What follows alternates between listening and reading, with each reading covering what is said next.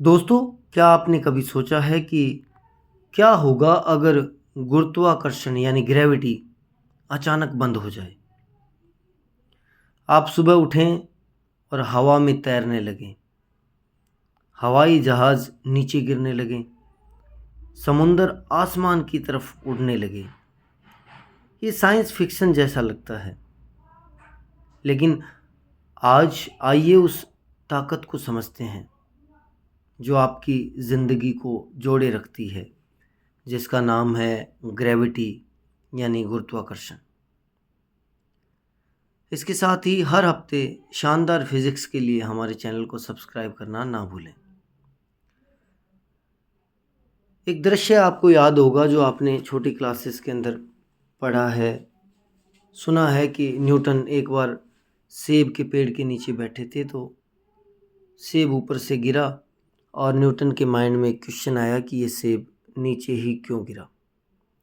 उसके बाद उन्होंने ग्रेविटी की डिस्कवरी की और उन्होंने बताया कि यूनिवर्स के अंदर जो भी दो पार्टिकल्स होते हैं, कोई भी दो ऑब्जेक्ट है जिनका कुछ ना कुछ मास है, वो दोनों एक दूसरे को अट्रैक्ट करते हैं। यानी आपके टेबल पर रखा कप और अमेरिका के प्रेसिडेंट की चेयर, ये दोनों आपस में एक दूसरे को अट्रैक्ट करते हैं। इन दोनों के बीच में लगने वाला अट्रैक्शन फोर्स या आकर्षण बल इन दोनों के मास के मल्टीप्लाई के यानी गुणनफल के समानुपाती होता है, प्रोपोर्शनल होता है, और जो बीच में इनकी डिस्टेंस है उसकी स्क्वायर के इन्वर्सली प्रोपोर्शनल यानी व्युत्क्रमानुपाती होता है। गुरुत्वाकर्षण की बात करें तो ग्रेविटी चार मूल जो फंडामेंटल फोर्सेस है उनमें से सबसे कमज़ोर है, लेकिन यही ताकत प्लैनेट्स को, स्टार्स को, गैलेक्सीज़ को, यहाँ तक कि समय को भी कंट्रोल करती है, टाइम को भी। न्यूटन ने इसे दो चीज़ों के बीच एक अदृश्य ना दिखने वाला खिंचाव यानी आकर्षण माना, लेकिन आइंस्टाइन ने कहा मास या द्रव्यमान स्पेस को झुका देता है। यानी कोई ऑब्जेक्ट जो है वो किसी स्पेस को बेंड कर देता है। जैसे किसी ट्रैम्पोलिन पर भारी बॉल रखने से वो झुक जाता है, जैसे एक फ्लैट चद्दर पर एक बॉल रखने पर, एक भारी भरकम चीज़ रखने पर वो झुक जाएगी।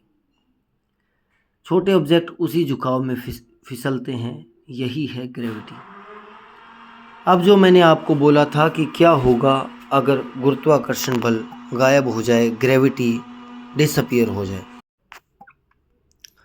तो बात करते हैं कि अगर सोचते हैं कि हमारी ग्रेविटी जो हम अनुभव करते हैं सिर्फ 5 सेकंड के लिए गायब हो जाए, तो पहला सेकंड ऐसा होगा कि आप हवा में होंगे, दूसरे सेकंड में गाड़ियाँ, जानवर, समुंदर, यहाँ तक कि हवा भी ऊपर उड़ रही होगी।